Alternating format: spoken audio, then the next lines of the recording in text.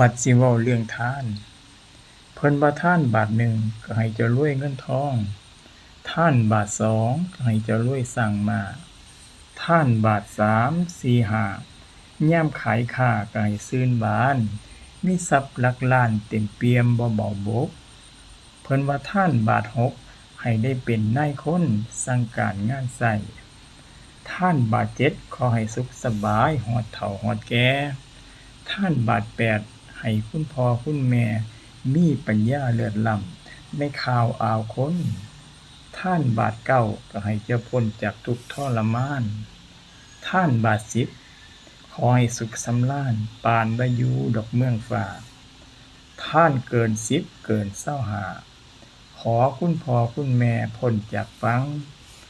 ท่านเป็นร้อยเป็นซั้งขอให้ได้ถึงชั้นฟ้าเบื้องหน้าเป็นนิพพานเพิ่นก็ว่ามาจั่งซี้